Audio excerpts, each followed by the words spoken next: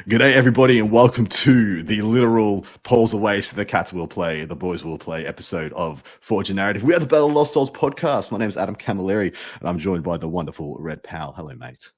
What up, man? We are here. Well, what up, indeed? We are here to bring the Dark Kin to the grand stage. The brand new Drukhari Codex is in our hot little hands, and we're here to give you guys the lowdown on what you need to know about this new fearsome foe.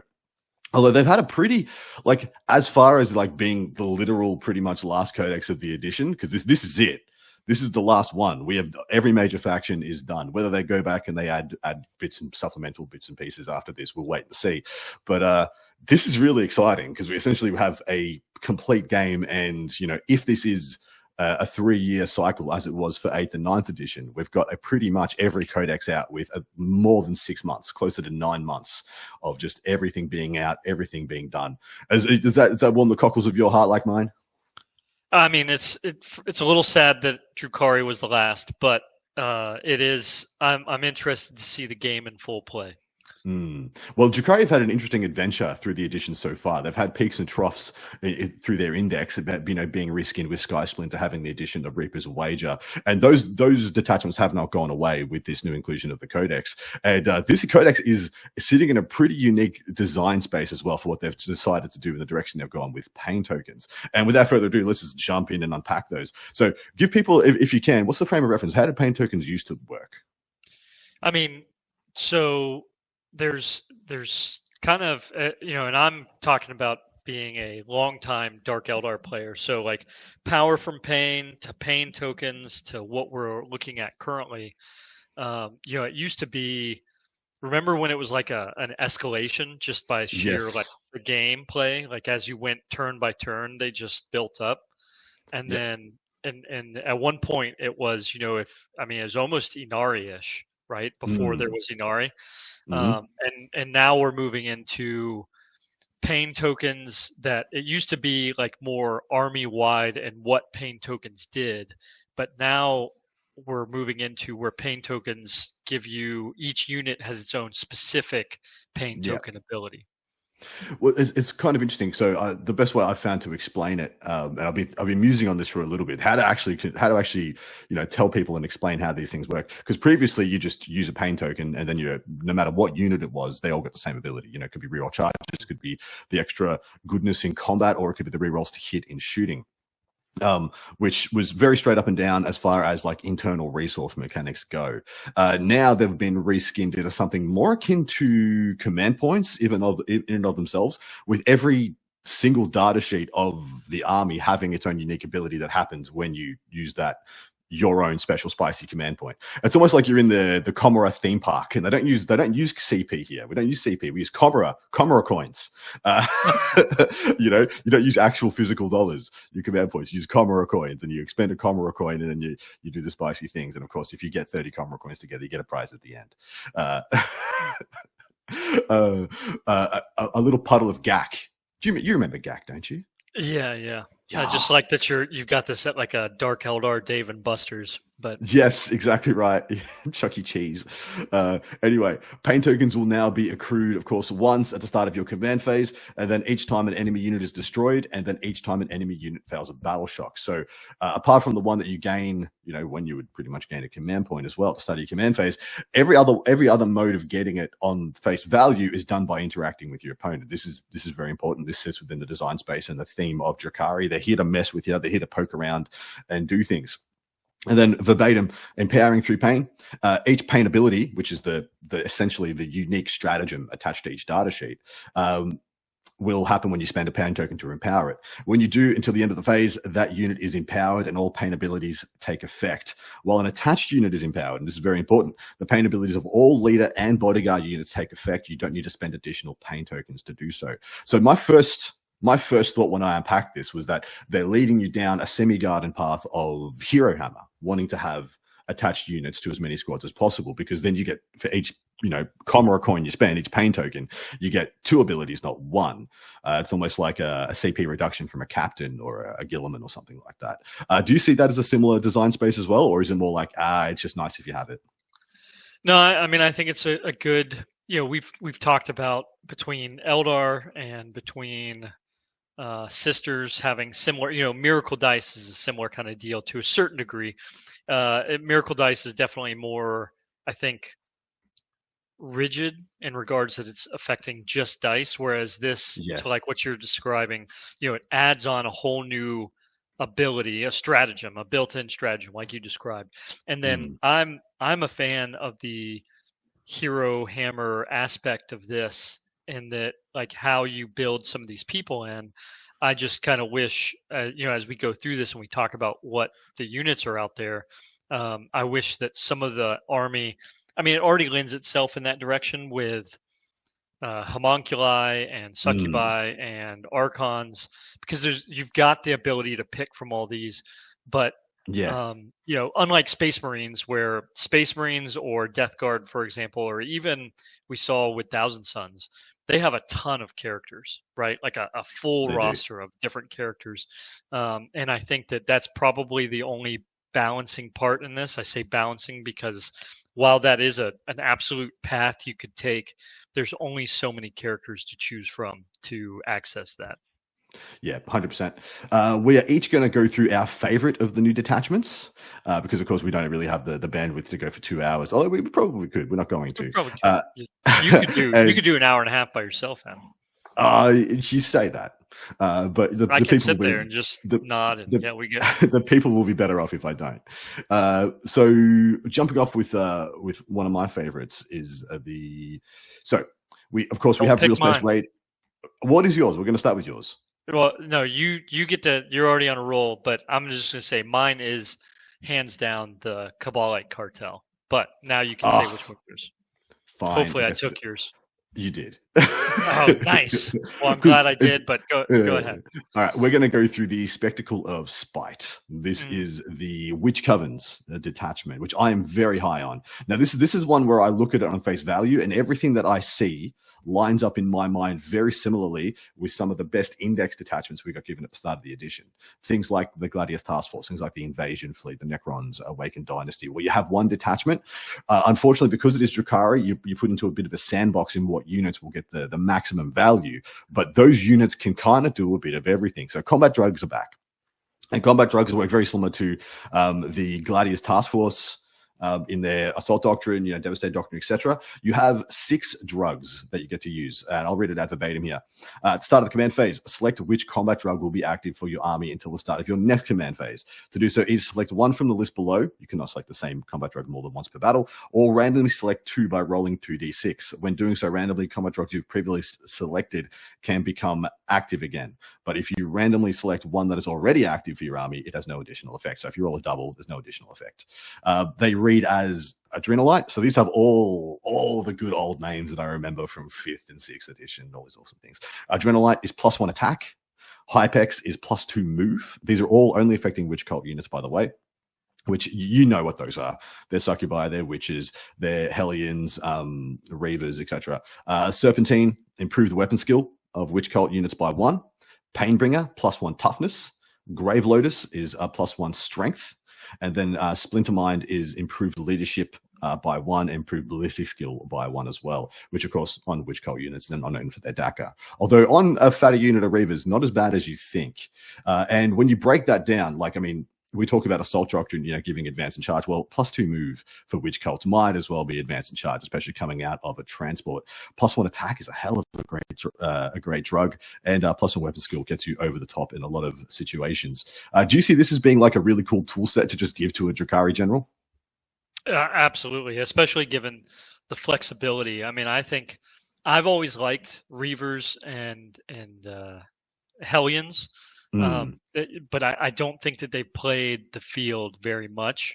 But I do think that this puts a lot of that. I think witches, and there was a point that we all remember, and for those that saw Drukhari, and I won't say their prime because I think I really enjoyed 5th edition as their prime, but there was a point where I would say Drukhari were in ascendancy, and large parts of the community wanted to just tear them down because they were doing so well. And it was succubi that, if you remember, were just cutting through armies of people. It was crazy. And so witches are not to be disregarded. It's so funny you say that, because those succubi were only doing what Smash captains were doing the edition previous. But Oh all of a no. sudden, everyone was not happy with it because it Well, was a yeah. 60-point succubus instead of Yeah, a 85-point, 100-point Smash captain. that's right. But the two of the enhancements that I love the most in this detachment, the first one I think is one of the issues that people have had with succubi in this edition, is that they're quite utility good for their points, but they don't hit as hard as people would like. I'm going to pronounce this incorrectly. Morgana's Curse is +1 damage and +1 AP and +1 damage to succubus weapons by the character. This is just fantastic for putting a succubus over the top and getting a bunch of extra damage in. In addition, Chrono Shard, which is once per battle, fights first, is I think just get them in there, get them absolutely in there. Fantastic enhancements. I mean, and so for reference, a succubus, their melee weapon, it's the glaive and the agonizer. Yep. And it is 7 attacks, hitting on 2s, naturally strength 3, AP 2, 1 damage. And they come with, they'll add sustained hits to the unit that they join. And so just for reference, talking about making it AP -3 and 2 damage, 7 of those attacks. They're anti-infantry 3 up with precision. And so that's it's pretty good combo there. Yeah, totally agree. There's a couple of fantastic stratagems here, and I'll tell you about two. Deadly Debut is a 1 CP. It's in the fight phase. 1 Drukhari unit from your army that is made to charge move this turn hasn't been selected to fight. So this is a Drukhari unit. This isn't specifically to witches, but witches get a little bit better here. You just get lethal hits no matter what Drukhari unit that you are. If you're a witch cult unit or a witches unit, a witches unit in specific, until the end of the phase, improve the AP by 1 as well. So you'll get 1 CP lethals and +1 AP. And you know how many dice witches throw. So that is pretty nice. And then the next one that I like a lot, and this one is a stupendous stratagem for 2 CP. It's a challenge met. It's at the end of your opponent's movement phase, 1 witch cult unit from your army that would be able to declare a charge if it was your charge phase. Select 1 enemy unit within 9 of your unit that was set up on the battlefield this phase, or that ended a normal advance or fallback move this phase, and is within 9. You can now declare a charge against them. You don't get the charge bonus, as is in similar ilk, but for witches who just cannot get shot. Like, if you are a witch cult unit and you are getting shot, it's probably going to go very badly for you. For 2 CP, you just turn the tables on them. This is a fantastic way to dodge Overwatch as well. Essentially, as a 2 CP, avoid Overwatch or avoid your opponent's entire shooting phase if they have put a unit within 9. I'm not going to say for 2 CP you should try and go for the 9 all the time, but more like a 7 or 6, things like that. And of course, a great stratagem to make sure your opponent is aware of, so there's no little gotchas in between there. But do you see this as being as good as I do? I mean, I think it's a great. I definitely think it brings witches back onto the table in a more. And again, like, I think it makes the bikes and I think it makes the Hellions worth considering in regards of when you put all these things together and you take the stratagems and layer it on top. I think this is a great direction for making a witch specific detachment. Well, the way I see it, the play pattern I see it working is that you have +2 move. So you have a big unit of 10 witches in a raider. You can leapfrog them out. There's another raider ability that will make you go a little bit faster when you disembark with witches. And then you go and you just make a big spread line. And you move so fast and you get so close that it's actually improbable for people to end far enough away to give you a bad result on those 2d6 if you go for it. And so they try and fall back from you. They try and get away. You can also do this with big unit of Hellions that move base 14 with +2 move theoretically, and just go get all up in their grill, and they try and get out of dodge, and you charge them. And I think it could be very punishing to a lot of armies, especially the mono-phase shooting armies out there, Tower Guard, things like this. Let's go over... Yep. Sorry, I was just going to add, I think the Raider is something, as we talk and we start to build into this, because the Raider, so I've always, Venoms had their time. There was a time where MSU approach to Drukhari, and I'm not saying that we've gotten away from that either, because there's still a lot of utility of having a Venom with 5, a small unit that just gets out and can do things. There's a lot of utility to that. And I think that Drukhari has always had that in their toolbox, always that applicability. But I've always been a fan of Raiders and all the different ways that they can go with that. And so I just wanted to, you kind of touched on it with the Raiders special rule. I think this Codex really puts the Raider in front of the Codex. I absolutely agree. I think the Raider might be coming out of this as one of the best transports in the game. And we're going to unpack the Raider, probably on the second segment of this, because, we're going to do this as Paul would. We're going to do like 25-ish minutes, and then we're going to have a segment, and then we're going to do another bit on the other side.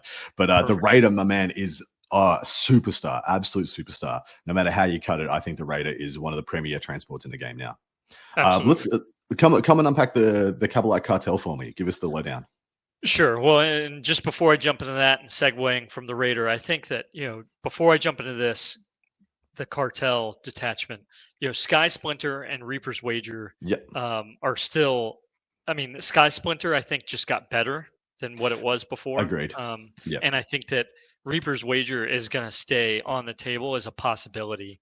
It being able to play between Dark Eldar and what they have now, and then also the Harlequins, I think, will be really good between those two. But this cartel is right there with you. Go ahead.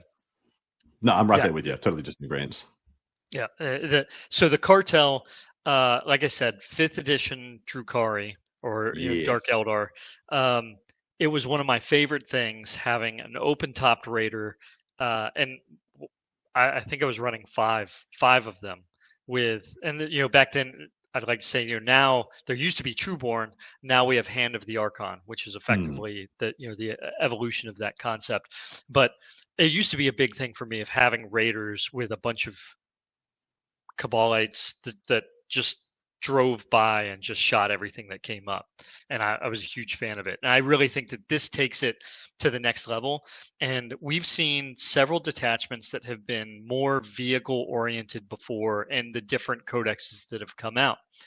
I think that this is like you said, this is the last codex, and this is what I call kind of the final evolution of units in transports and taking advantage of that in a lot of ways. And then, of course, for this to be so specific, I can't think of a time where the army has leaned so hard into all the 3 different directions that they normally go.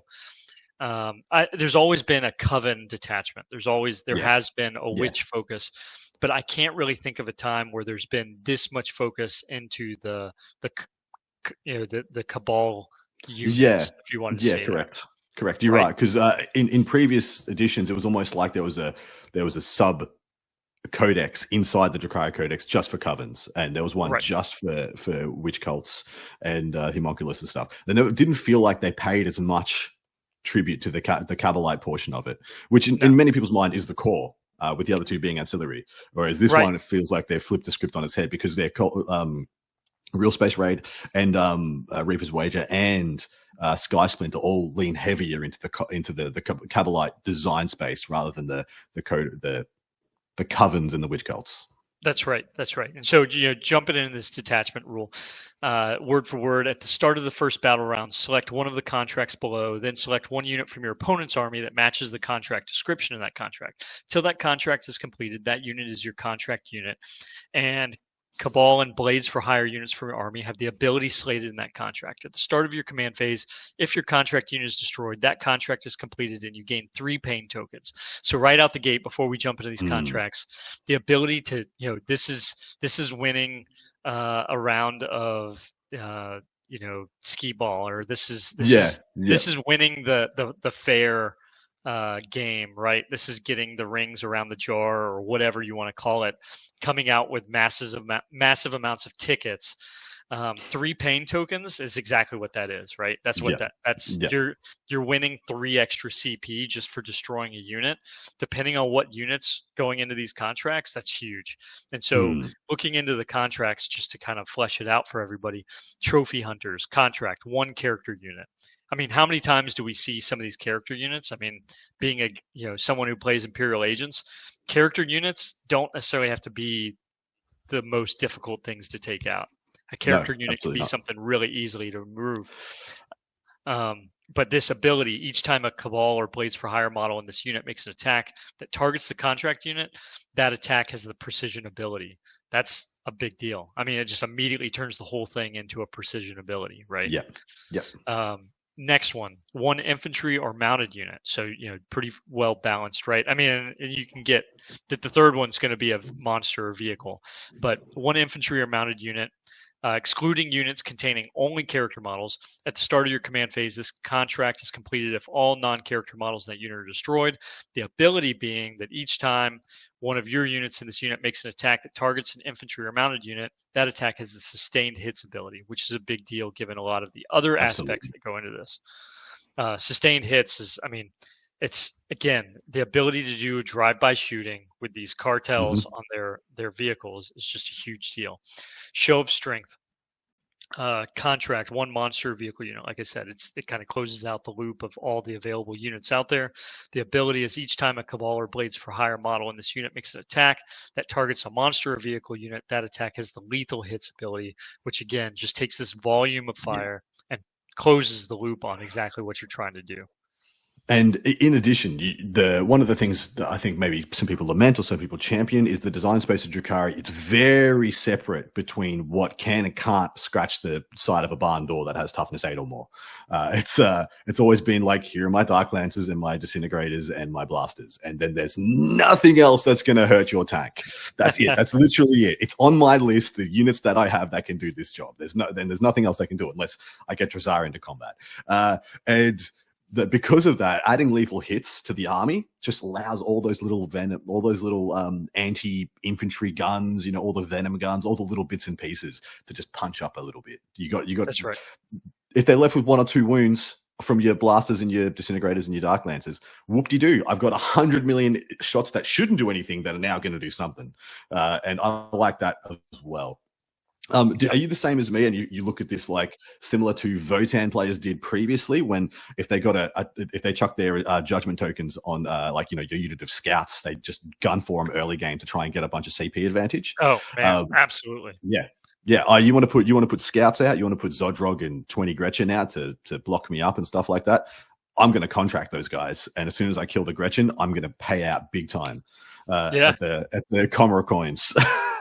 Yeah, I mean it's a huge punishing mechanic to folks who bring screening units, who bring and that's part of the game. I mean, it's absolutely it plays so well into the game as you know it. It's kind of one of those things where you can see this codex at the end of the cycle has baked itself into everyone else's to a certain degree, right? It's not like it's always interesting, as we've seen when the first couple codexes of a new edition come out and the directions that they can go, but knowing that 4 or 5 codexes later, those codexes might not have been almost written, the first ones are not written for the same meta that the later ones are, right? Yeah.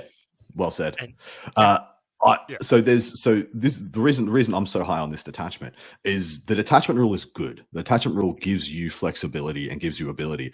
But we talk about detachments as like 3 pillars to make a detachment. Of course, you have your strats, you have your enhancements, and you have your army ability. You have your detachment ability.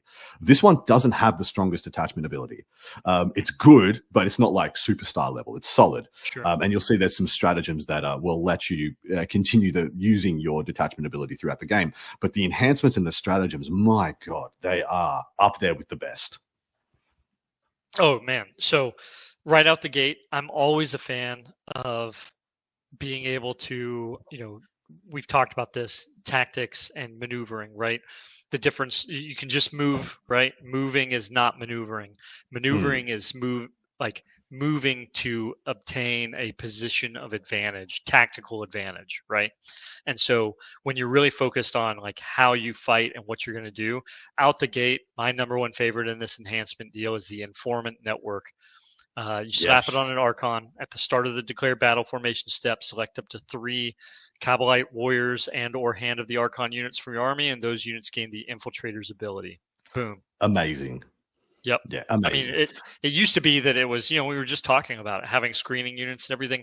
It used to be that mandrakes were kind of the go-to for this in a lot of cases. But now being able to give this to Kabbalite warriors or Warrior Hand of the Archon units and what they can do really takes it to that next step, I think. Well, so Cabalites still have the ability to sticky objectives, as we colloquially call it.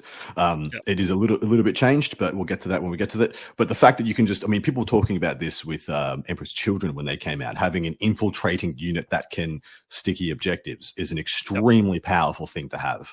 And That's in right. addition, they're already the unit you want to build around. You want Cabalites and Hand of the Archons in this detachment to be like the thing that you stick all the units onto.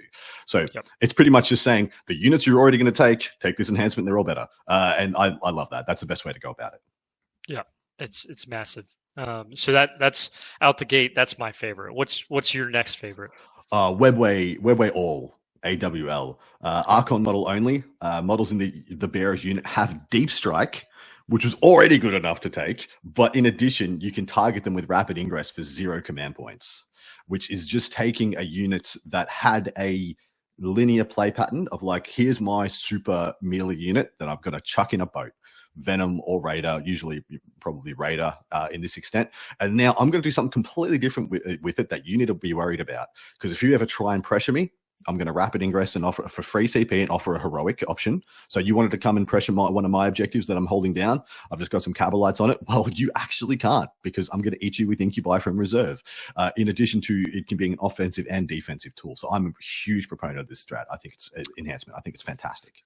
And again, for classic Drukhari, I think that this is, I mean, they used to actually have a legit like webway portal deal that they can come out of. And I think that this is a throwback to that, which I really appreciate their ability. Like you said, Incubi, the ability to just get into the field with something, or to how you could fight that. I think it's awesome. I think that it plays into it. Now, this next one, and not the most tactical option. I don't think it's the best out of, but for someone who plays narrative and someone who plays Crusade, I'll tell you right now, I think the Leech Bite plate Yes. is super thematic and really plays well. I'm not saying it's like the one that you should always lean on for a competitive game.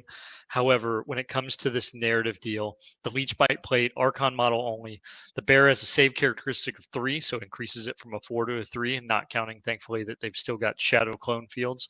Yep. But at the start of either player's command phase, you can spend 1 pain token, and you're sitting here, winning the carnival game, so you've got plenty of pain tokens, but you drop a pain token, and if you do, the bear regains all of their lost wounds, which I just think is great, again, thematically and playing into it. I think it's awesome.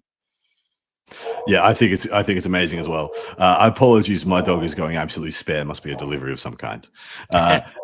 Yeah, I'm a huge fan of this. So there's a lot of jank and shenanigans people have realized with their 2+ invulnerable save Archons that we've had for time immemorial at this point, where you decide to take your armor save for a bit until you fail a couple, and then you switch to the 2+ invulnerable save until you fail that, and then you switch back.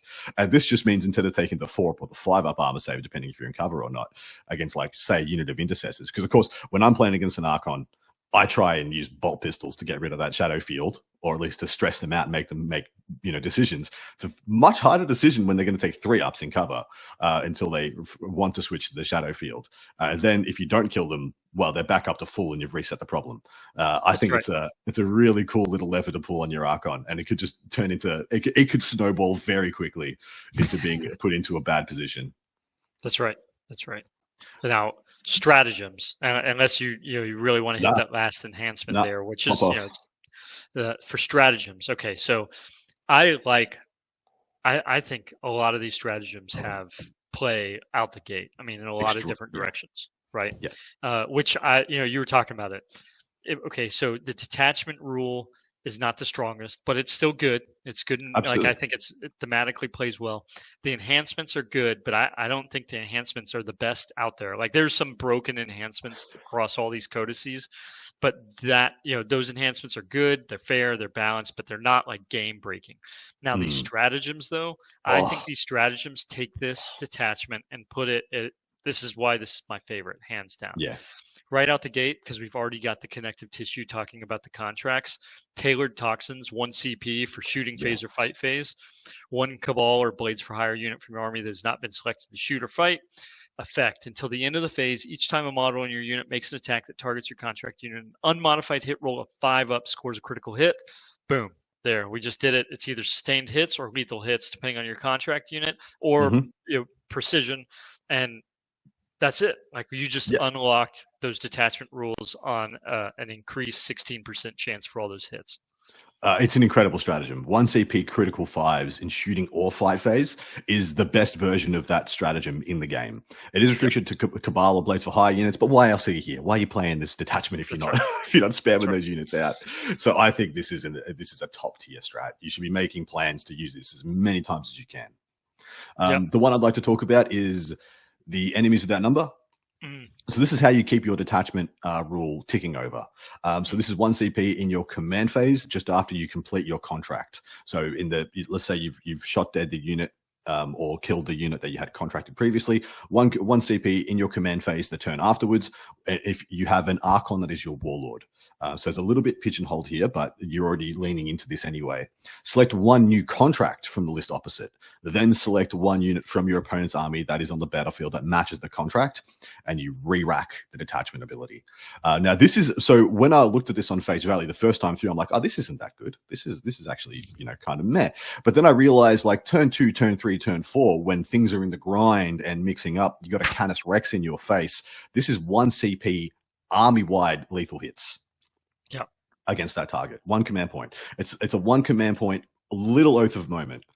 It's not 4 rolls to hit or +1 to wound in addition if you're playing that thing, but 1 CP to get army-wide sustained, army-wide lethal, or army-wide precision into a problem unit after the game's already in motion and you've got your contract done. I think it's actually quite good when you look at that 1 command point of value that you can just turn on. And then again, you can re-rack your Comra points. If it doesn't say anything about getting less of your pain tokens for killing that target, you still get the same 3. So this is a great way to keep your pain token economy ticking over. Yeah, and then that takes me into I mean, again, you can see where they go through and they play through the wording and phrasing of a lot of these, but this next stratagem, making a point, man, so it's so funny. It's another. So in your shooting phase, one of the set units from your detachment. The effect until the end of the phase, improve the ballistic skill and armor penetration characteristics of ranged weapons equipped by models in your unit by 1, which again, I think that's just taking this, you're just adding on. And so, if you've got tailored toxins going into 1 unit, you got making a point going into another unit, and then you kill something and next thing you know, you're moving into the next part. I think that it's really good. Really, really now good. It doesn't stop there. We could talk about every one of these, every single one. But the one I really wanted to talk about is double cross as well. So this is a very janky stratagem. And this leans even further into the enhancement I was talking about with the rapid ingress play. If, let's say, you're playing against Blood Angel, someone wants to throw 6 Sangard and Dante at you. So 1 CP in the fight phase, just after an enemy unit has selected its targets. 1 Cabal or Blades for Hire unit from your army that was selected as a target of 1 or more of the attacking unit's attacks, and 1 friendly Drukhari unit that isn't a vehicle. Until the end of the phase, each time you would allocate an attack to a model in your Cabal or Blades of Hire unit, if your Drukhari unit is within engagement range of that attacking model, no saving throw is made for the attack. Instead, your Drukhari unit suffers a number of mortal wounds equal to the damage characteristic of that attack. So this is how I see this going theoretically. You have a unit of Cabalite Warriors, and then your opponent's pressing you with a deadly melee unit, a Empress Children, superstar melee unit, a Demon Prince or something, or, a unit of 8 Bound or 20 Berserkers, who knows. And you rapid ingress your Archon with your unit of Incubi behind your unit of Cabalite Warriors. Of course, they're going to charge both, because why would they not? They've got enough attacks to kill whatever they like. But you're going to make sure all their best attacks go on the Cabalite Warriors. And I think just that little bit of jank, that little bit of uncertainty into putting it into your opponent's play and what they naturally want to do, and then you're like, "Oh, I can mess with it." It's actually, you would think this is a 3 command point play, because I'm going to either rapid ingress, but I'm going to rapid ingress for free, and then I'm either going to heroic intervene if you don't charge the Incubi, and I'm still going to make you redirect attacks onto the Cabalite Warriors, or a bunch of other weird janky bits and pieces that I can do. Like the playbook just goes exponential at this point. So anytime you think you're going to charge 2 units of your opponent's army when you're playing against this detachment, you're always going to have a little bit of doubt in your head about, where do I attack first? What do I do first? How do my order of operations becomes really important. Mm-hmm. Absolutely. And they're all bangers. All six of these strats, absolute superstars. I mean, yeah. My only chagrin is that I won't have like 4 CP a turn to use 4 of these 6 every turn. Right. Is there another one you want to talk about, or should we take a little commercial break, as Paul would say, and we'll be back with some word from our sponsors? Yeah, I think let's go ahead and cut it. All right, so sit tight, everybody. We'll be back. We'll be talking about data sheets up next, because a lot of them have changed, and in effect, just about every single one has had a new ability or an ability that has been chucked over. So we're going to go through all the new units that have been added, in addition to our favorite picks going into this book. So sit tight. See you soon.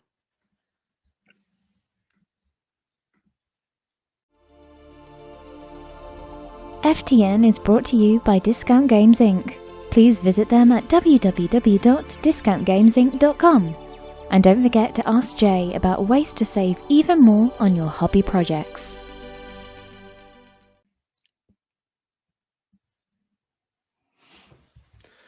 And we are back, as Paul would say. Adam's still here, Red's still here, and we're going to talk about data sheets. Now, elephant in the room, Red, what has left us, as many codexes have done. We're not going to sit here and talk about, like, this is just a thing that's affected Drukhari this edition, but what has left us and what has been added data sheet wise, unit wise? So again, we were just talking about this pre-show kind of deal, but like, having been long time playing, I went from even looking at, and they've even got the throwback photo from the 3rd edition Codex, right? Like, it's right before the data sheets, which is always a classic to see. So good.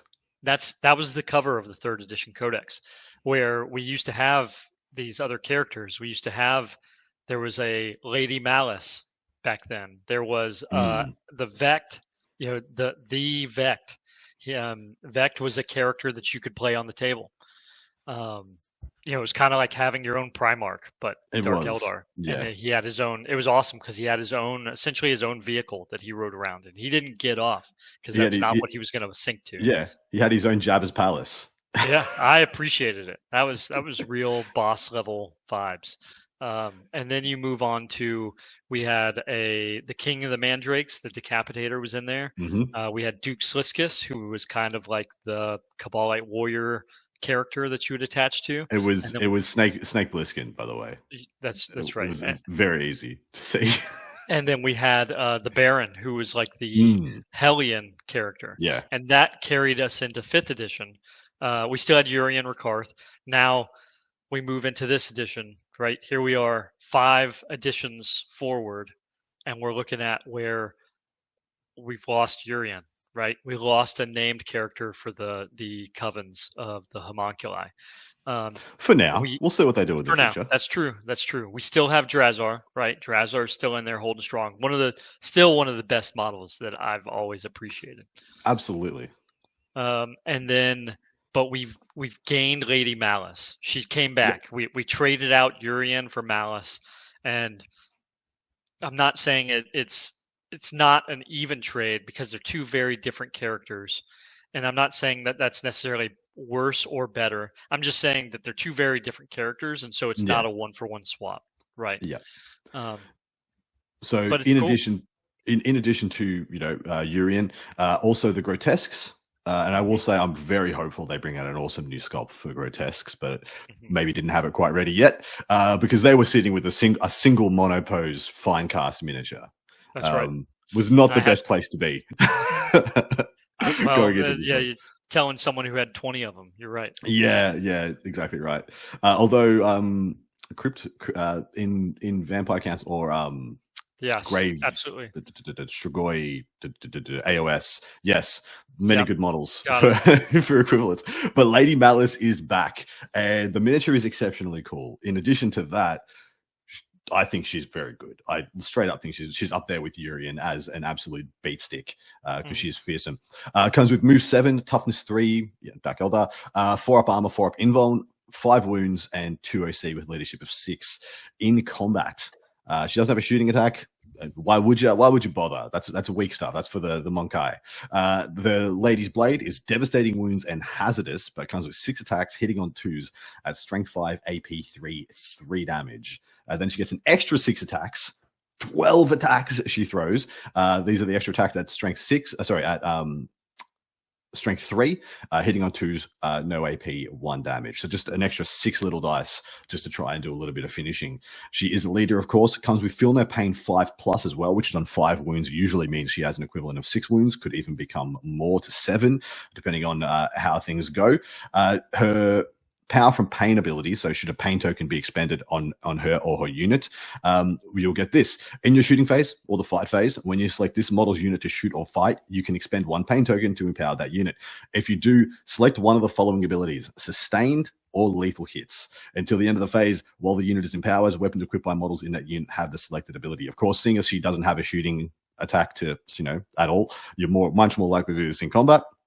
But then in addition to that, her datasheet abilities, her natural datasheet abilities, precognizant. If your army includes this model, after both players have deployed their army, select up to 3 Drukhari units from your army and redeploy them. When doing so, you can set those units up in strategic reserve if you wish, regardless of how many units are already there. And then Mind Like a Steel Trap is an aura ability of hers, which is fantastically named. Each time your opponent targets a unit from your army with a stratagem, if it's within 12, it'll cost them 1 more command point. So she has Cypher's aura, or more akin, she has Vect, which is what we should say when reviewing this codex. But dude, she comes in as like, so her enhanced ability, her Power from Pain ability, enhances the squad she's in.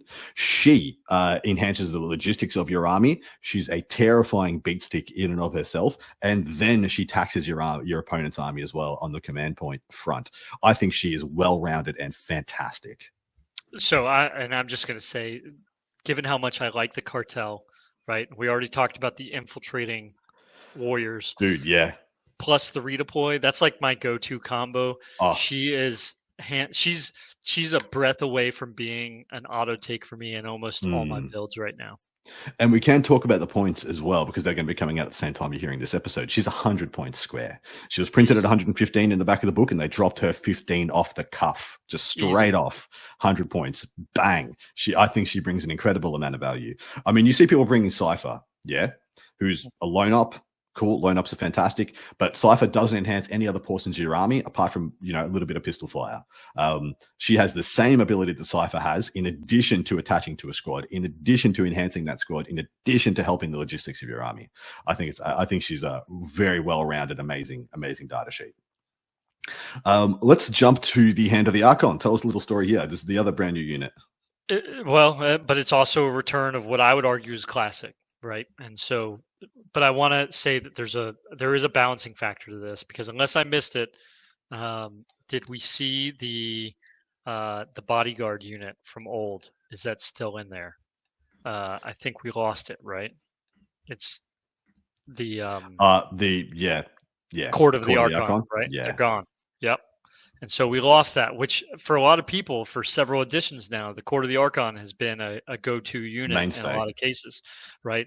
But we used to, for those that, again, that can call back to the older editions, we used to have Trueborn, which were like the elite version of the Kabalite warriors. And so when we look at this, the Hand of the Archon is the kill team brought to life. Like you can go buy kill team and you can play this, the Hand of the Archon team, but now they brought it in, and I think it's while it's not battle line, I do think it is one of the mainstay units. Like I think that it has a lot of effectiveness. It has, just like a normal kill team that you see in any other Codex army, it has a wide range of options because of just what can go into it. It's a lot of like one-offs, like this one can have this, and this one can have this, and this one can have this. But that includes shard carbines, which are better than just your average splinter rifle. It just in a bit, how many shots it's getting and whatnot. They have dark lances, they have blasters, they have blast pistols, but going into their power from pain, right? So one, they come with Scout 7-inch, which is a big deal because we also talk about if they're infiltrating. So like I was talking about with the cartel. So let's say they infiltrate and they have Scouts, and then you're redeploying other units because you brought Malice. You just have a lot of board control and ability to achieve that positional advantage right out the start of the game. So I think that's a big deal. But when we go from power from pain, right? So their ability in your shooting phase or the fight phase, when you select this unit or to shoot or fight, spend a pain token, they're empowered. Once empowered, weapons equipped by models in this unit have the lethal hits and precision abilities. And so excluding blast pistols, blasters, dark lances. And then Archon's Will at the start of the first battle round, select one objective marker on the battlefield. And I think this comes a lot into the play and how you associate these units and what they're supposed to do. But you select one objective marker on the battlefield until the end of the battle while this unit is within range of that objective marker. Unless this unit is battle shocked, models of this unit have 5-up invuln save and the objective control characteristic of 3. Massive. That's huge. And then they have a War Gear ability, which is the Cabalite Archon, which you'll find on Cabalites as well. If they're not battle shocked, they have +1 to their OC. So these guys will be OC, checks notes, 40 on an objective. It's awesome. It's wild. It is also noted that the Archon's retinue, if this unit has a leader attached during the declare battle formation step, that leader also gets Scout 7. So you won't be, non-bowing yourself out and losing your Scout if you attach a character to it. And if you put him in a, correct me if I'm wrong, you put him in a Raider, the Raider is going to get the Scout 7. The Scout as well. Yeah. So you can Scout a Raider with a Hand of the Archon unit with an adjoined character straight onto an objective. Blow up the Raider all you want, mate. I have OC 1,000,000. Might as well. I'm OC 1,000,000 on that objective. You are not taking it off me. I think they're really, really cool. It's intense. Think about it. 3 of these. The mid objectives are going to be so hard to move off of just having these squads near it. Yeah, agreed. I'm also I'm big on the Cabalite Warriors. So their ability is in the shooting or the fight phase. When you empower the unit, while they're empowered, each time model unit makes an attack, you reroll a wound roll of 1. If they're within range of an objective marker, you reroll the wound entirely. And of course, their regular ability is also to be able to sticky those objectives. They come with the Cabalite Archon, meaning that they're OC 3. So you're throwing 30 or 15 if you decide to split the squads.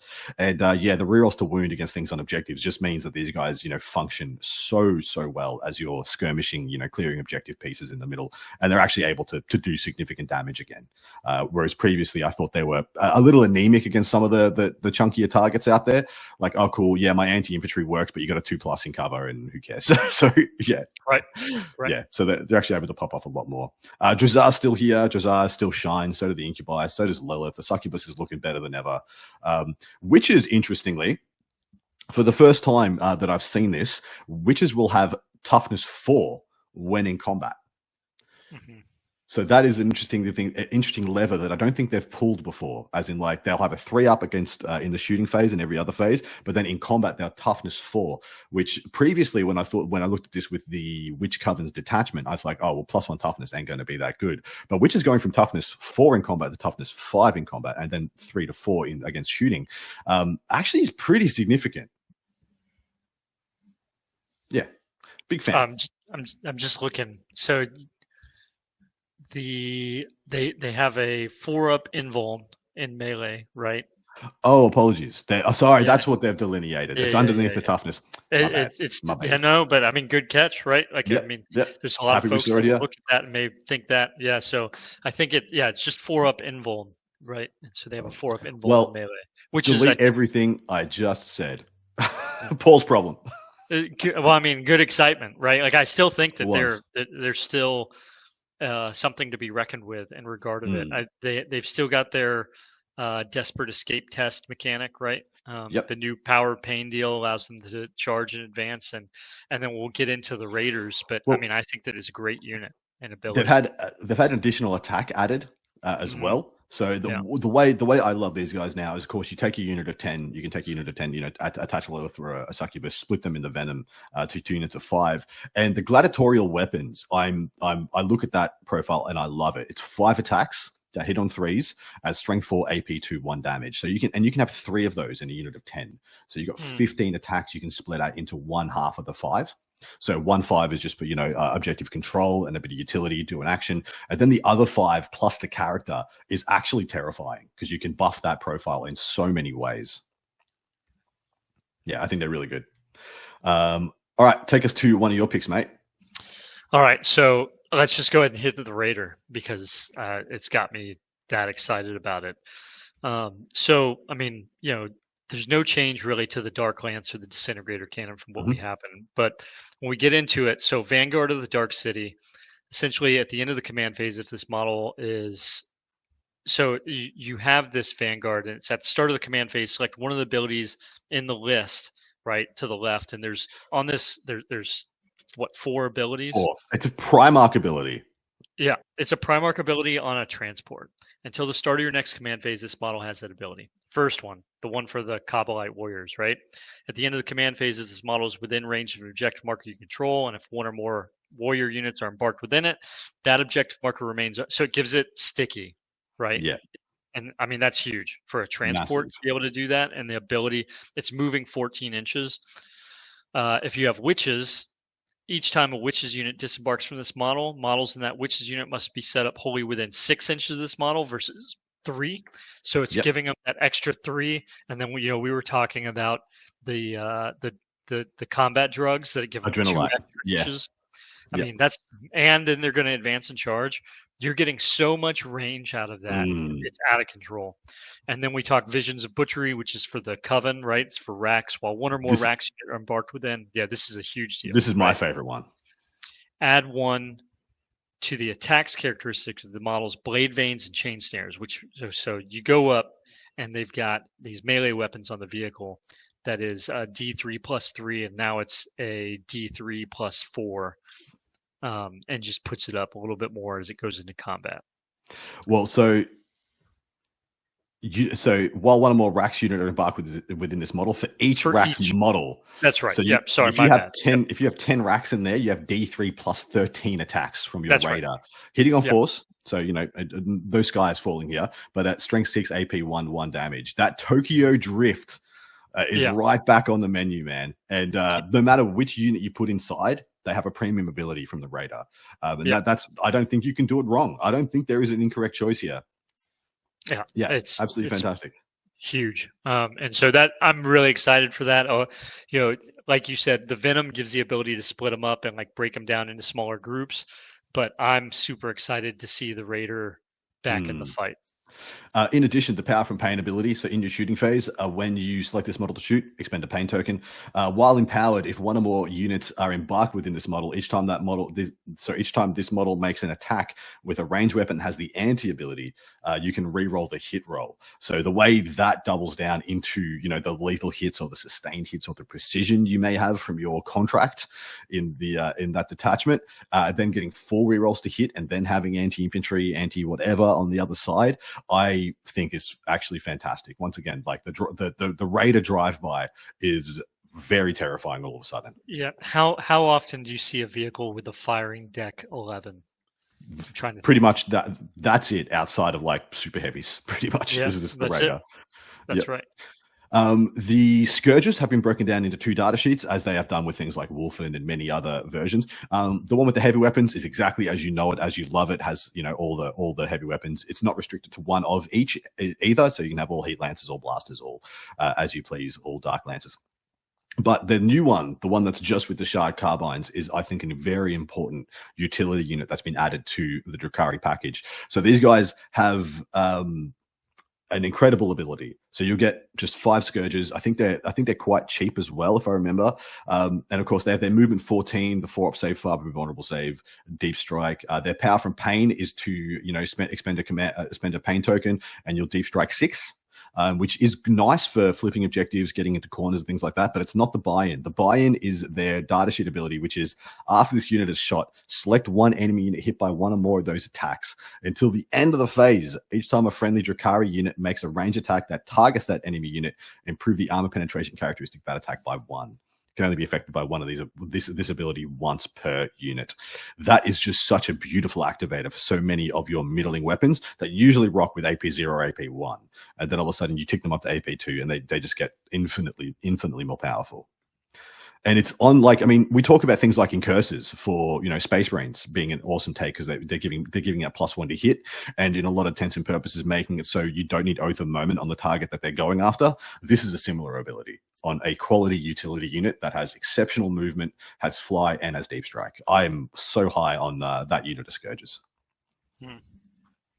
I've always liked Scourges. I think they play well. Me too. One more from you, mate. One more data sheet. So, it's a little bit of a shift. with the way that pain tokens are working. But I've always been a fan of mandrakes. I always like units that could infiltrate. We don't, these come into play. They have stealth built in, typical. They can't be targeted outside of 18 inches. Yep. Nice. But then the way that they've changed, it used to be that they were able to just, uppy downy, that was like built in. Now it has transitioned to a pain token. It costs the pain token to essentially make them go up into strategic reserves. And so I thought that was important as far as like how we manage. Yeah, I thought that was but outside of that, super excited looking at, while we lost Grotesques, which, I mean, you're about to go. Rest in peace. You're about to go where I was going, mate. Tell us about racks. Oh my gosh, the racks. And so the racks, I mean, and we talked about the hero hammer piece. A homunculus doesn't like it. They've always been these busts. You put them into a unit of racks and it always made them that much better. And so the homunculus for a pain token can return up to D3+1 of the destroyed bodyguard unit, which can only be racks. And then they also have the homunculus can essentially generate pain tokens on a 4-up in the command phase. So great little add-on. But then when we look at racks, okay, so it's always funny with racks and like what they've been able to do in different games or different setups. But so their power from pain, just out the gate. In the fight phase, when you select this unit, you can spend 1 pain token to empower it. Melee weapons equipped by non-character models of this unit have an attacks characteristic of 3. So you select one of these. It's either this or melee weapons equipped by non-character models of this unit have an attacks characteristic of 4 and the hazardous ability, which takes them from 2 to 3 or 4 and hazardous. Orc boys at home, everybody. Did you want orc boys in your Drukhari army? Here they are. They will shred. They come with their torturous tools, which is still anti-infantry 4+, 2 attacks base at 4/1/1, hitting on 3s. So they go to 40 attacks. Yeah. Like, It does. Yeah. It kind of comes out of nowhere, right? Like you're like, okay, I mean, and they have, so they're Space Marines with T4 and 2 wounds and they're OC2. And it's. So they lost their feel no pain. They no longer have a feel no pain built in, but they got a second wound, which I think is better. I think it's just straight up better. And I got to tell you, the points are attractive. Yeah. They're very good on the point side. Yeah. And this is what we were saying, like whether it's witches, whether it's racks, whether it's Cabalites, the Raider is the premium delivery method of choice because they're all getting something amazing out of it. They're still OC2 as well, mate. Like it's still 20 OC, 40 attacks to it. Like legitimately, they're orc boys. They move 7. They leapfrog out of a Raider if you want to. They'll go 10 inches out of a Raider and then declare a charge. And they're just going to shred. I think they sit in a very unique position inside the lexicon because it used to be you didn't have massed quantity of attacks within the coterie. You had to go to witches to get that. That's and witches will still throw dice like no tomorrow. But now that racks do, it pulls another little lever for yourself where you can build some other things into your army. You get a bit more durable, a little less fast. But if it's the right profile, you don't have the gladiatorial weapons. You won't have a succubus's level of attacks or Lilith's, level of attacks once you get there. But if you just need to chop through something, like, wow, I think the racks are really good. Well, and again, add in the homunculus. He starts bringing models back. Like these aren't super easy to take off the field necessarily. I mean, they've only got a 5-up save, so they could die. But at the same time, he's bringing back D3+1, so that OC game's a whole thing. Yeah. The homunculus reduces leadership by 1 within 12 inches, and racks, as long as they essentially, whoever they fought and hit 1 or more with their attacks, they force a battle shock test. And I'm not saying like this is like a game breaking deal, but it is one of those things that we've seen time and time again where it comes up every once in a while. And when it does, it can change the dynamics of a game real quick. And I will say it's one of the better versions of that rule because it's in your shooting phase and the fight phase. So they trigger 2 battle shocks a turn, technically. Because, right. of course, you can take a couple of little shooting weapons. Ossifactor, Liquefire Gun, Hex Rifle are all still here. At 36 inches with the Hex Rifle, it's not bad at all for a profile that hits on 3s at Strength 8, AP 2, 3 damage with precision. Not bad at all. So you're just going to force a battle shock. And then when you fight, you're going to force another battle shock. The homunculus is hanging out and close by to the unit you're trying to trigger on. They'll be at -1 as well. And you will eat a little easier. Mm-hmm. Last one before I think we check out and close off this episode, Hellions. I have been a huge fan of Hellions ever since I got into the game. I think they're one of the coolest units that G-Dub has ever envisioned, and they are just dripping in Drukhari. They're just dripping in it. They're Drukhari through and through. And I've wanted Hellions back on the table in force for a long time. They have been here and there throughout this edition, small units of 5. I think Skari was a big proponent of wielding a single unit of 10. But they still move 14, toughness 4, 2 wounds, 4 up armor save, 6 up invuln.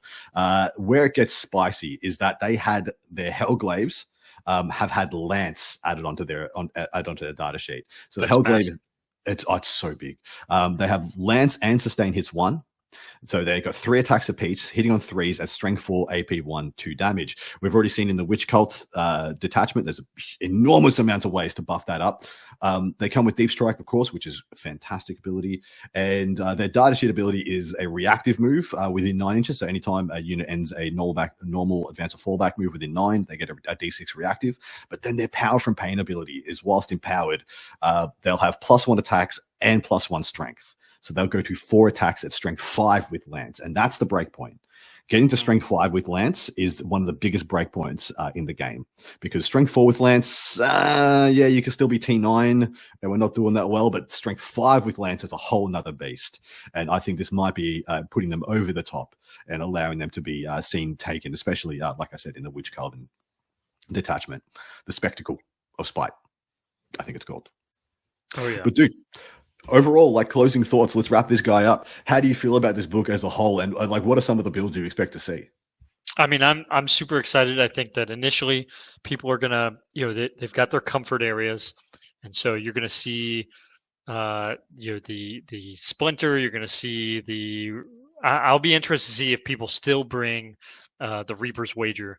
But I do think that it starts conservative, and then I think give people 45 to 60 days just to get like Hellion. Yeah.